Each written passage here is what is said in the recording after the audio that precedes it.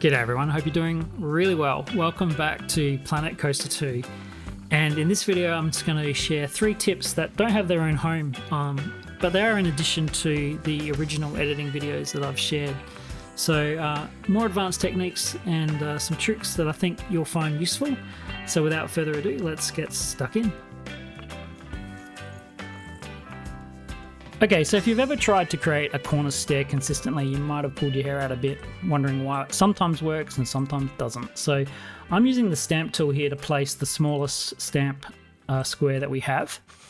And the first tip is you can take your corners like this, and to create a smaller stamp, what I like to do is just put the snap distance on 2 meters and then create a movement like that. And that results in a half square. And then when we take those again and move them this way, now we've got a quarter square. And that's a really nice way to quickly get yourself a smaller stamp. And I want a 2 meter by 2 meter piece here to demonstrate the corner steps. So I'm going to take that again and duplicate it with the M key, place that down, hitting M again and again, and we've got a structure like that. Now, to create a stair, you need to move these pieces up, and this is where you're going to run into a bit of a problem. So I'm moving it up 1 meter, and a 2 meter distance to a 1 meter rise should result in a nice stair. But if we use the edit tool and try that, I think we're going to see an issue. So I grab all of those and I'm just going to gently pull it up. You can just see the ghosted line there and let go, and it's saying it's too steep, and that's odd. So it should make a step. So why is that? If we pull back just to this edge and do it there, it works. But here it is not working. And the reason is that every polygon, and I mean like every square, has a hidden triangle. And so you can see the hidden triangle is running from this corner to this corner when we want it to run from that corner to that corner. Now we have no way to manipulate or programmatically create where those lines are. But what we can do is undo that, and then knowing that that line is now running across here, I can select it, use the advanced rotate tool, and I've got snap on, and I'm just going to move it 90 degrees. And now what's happening is that there's a visible line that's running down from there to there. And we'll be able to see that when we come back to the edit tool and select all our vertices and lift them, suddenly it works. And now we've got that nice crisp corner edge for our raised stair. So if you didn't know, every polygon has hidden vertice edges, and that's why you get those sort of interesting lines. So I'm just going to come over here and show you once more with the stamp tool exactly that. So I'll place down the grid of 4, but this time I'll make a slope. So this time, because it's a 4 meter distance, we should be able to raise it anyway. So I'll just jump it up to about 1 meter. And if I take that line and merge it up, it works. But is that what we want? So we've got this sort of hard edge along there. You can see it. When we might want a gentle slope in the middle. So again, if I undo it, take that, rotate it knowing where that invisible edge is, we should get a nice gentle inner edge like that. So that's hidden vertice edges, I guess that's what they're called.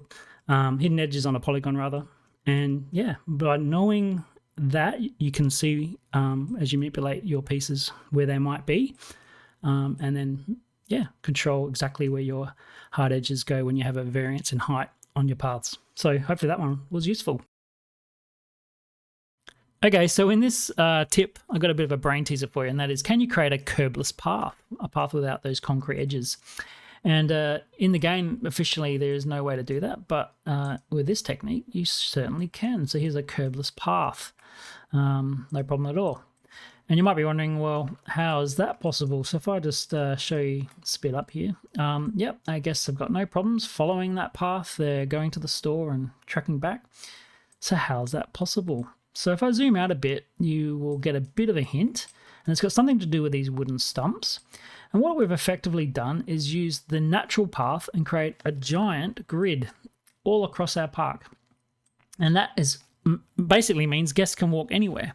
And then what we've done is laid the regular path on top, like I was just doing here. But then how are the guests following that path and not just walking anywhere they want? Well, the secret is, hidden under here is the barriers. So in Planet Coaster 1, we had these barriers and they worked really well. And then at launch of this game, you couldn't place these down and have them block anyone. So since the update, these now work. And I've created another video on how to create advanced collision detection on your pathways, which is still useful. But if you want a quick and dirty method, you can just dump down these barriers. And I've done it really roughly, as you can see. And then that sort of guides where the guests can and can't go, because effectively this entire area is one giant path. You can see the grid structure there, and then how I've placed just regular paths on top. And while that's nice, and it might not be useful in most cases, but if you wanted to create a little playground area where people spill out into the lawn and use these park benches, that's perfectly possible. So we'll take these barriers and hide them under the ground again. And yeah, if we're lucky, someone might walk through here. But you can basically control your pathfinding by hiding those barriers under the ground. And if you don't know where they are, if you just type in barrier in the area here and we place that down, it'll basically block out people. And here you go, you can see people coming in now and using the picnic bench and whatnot. And so the barriers are really cool in that, when you create them, you create a group, then it's just very easy to select like that and then move the whole lot up. And I find that's just a nice way to create your artificial pathfinding barriers. And obviously it's been around for a while in the older game, and now that it's back in, I thought you'd like to know about it. But the addition of using the natural path and the barriers, you can get these sort of curbless environments, which I think is very useful in certain situations. So hopefully that's helpful. Quick tip, it's just designed to help save some hassle and headache from, I think it's a bug in the game. But if you create a sequence, and I've got a little sequence here of these moving panels that are rotating and spinning around just as an example, and you save that as a blueprint, what you'll find is it doesn't honor its on-trigger sequence. So if I select these guys, you can see it's set to on-trigger only. I'll just fast forward it and get it to the end here. And it should come to a stop after it's completed its routine. There we go. And it should just stay there. The problem is, if I come in now and get my blueprint, which I made of these four objects, and place it down, you'll notice that it's not honoring the on trigger anymore, which is super annoying. I've got a video coming up which I'm really excited to share, which I think you should subscribe for, because I'm sure you'll enjoy it. But it's using hundreds of these panels and motion rotations and things. And I was hesitant to share it because, if you place it, you're going to have to go in and edit each one of these and reset it to trigger and whatnot. So the tip is just select, once you've placed it, and I'll just select all of these and hit delete, like delete them, and then Control Z to undo it. And the action of undo will sort of reinstate the on trigger effect. So placing it, it doesn't honor it, but undoing it, they've programmed it to know that it should check for on-trigger states, and it returns it to where it is. So now when we come and play these guys, it works. So that is very useful if you try to create your own sequences and, been frustrated that the on-trigger hasn't been honored. So delete it, undo it, takes 2 seconds, at least you've got it working again. Okay guys, well there's 3 tips for you. I hope at least one of them was new and useful. I'm going to keep pushing the boundaries and trying new things, and I'll share anything that's worth sharing on this channel. And on that note, I really wanted to say a big thanks for all the love and support. The comments have been awesome to read, and I really appreciate you guys. I do have some big plans for next year as well. I've got a couple of builds in the works that I'm really excited to share. So consider subscribing and sticking around for those.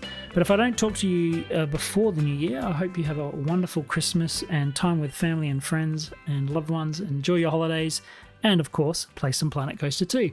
So until then, cheers everyone.